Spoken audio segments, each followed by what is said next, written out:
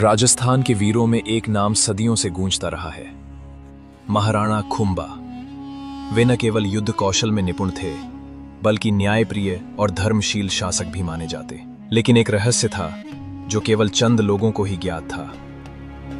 महाराणा खुंबा चित्तौड़ के दुर्ग में रात को एक विचित्र स्वप्न से जागे। स्वप्न में एक अंधेरी आकृति ने कहा, तेरा सबसे निकटवर्ती तुझसे सबसे बड़ा धोखा करेगा। सपना इतना सजीव था कि खुंबा बेचैन हो उठे। उन्होंने अपने सबसे विश्वास पात्र सेनापति वीरभान सिंह को बुलाया। वीरभान बचपन से ही खुंबा के साथ था, निष्ठावान, वीर और पूर्णतः समर्पित। महाराणा बोले, मुझे किसी बहुत निकटवर्ती से धोखे की आशंका है, पर मैं नहीं जानता कौन है। वीरभान ने सिर झुकाया। महाराज, जब तक मैं जीवित हूं, कोई आपको धोखा नहीं दे सकता। बीच एक विद्वान तांत्रिक दरबार में आया। उसने कहा, महाराणा, यदि आप छाया यज्ञ करवाएं तो वो व्यक्ति प्रकट हो जाएगा जो आपके साथ विश्वासघात करने वाला है।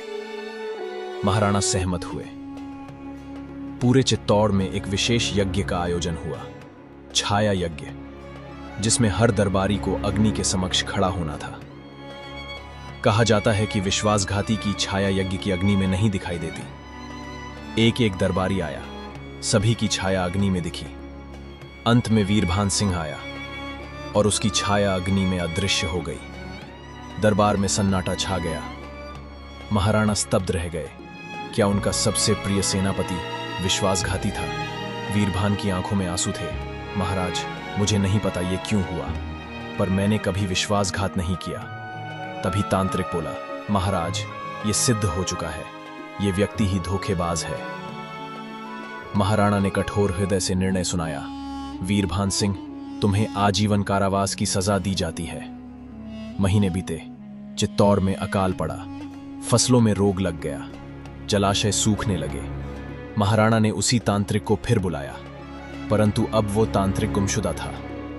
जांच हुई, पता चला वो तांत्रिक असल में एक दुश्मन राज्य का जासूस था, जो राज दरबार में भ्रम फैलाकर चित्तौड़ को भीतर से कमजोर करना चाहता था।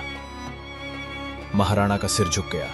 उन्होंने तुरंत वीरभान को जेल से रिहा कराया और अपने चरणों में गिरकर क्षमा मांगी।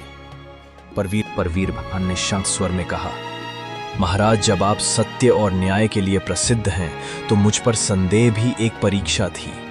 आपने धर्म निभाया, मैं निष्ठा से सेवा करता रहूंगा। सिर्फ आंखों देखी बात पर भरोसा करना कभी कभी सत्य से भटका सकता है। सच्ची निष्ठा संदेहों से परे होती है, लेकिन सत्य को समय अवश्य उजागर करता है। हर चमकती चीज सोना नहीं होती और हर दोषी दिखने वाला दोषी नहीं होता।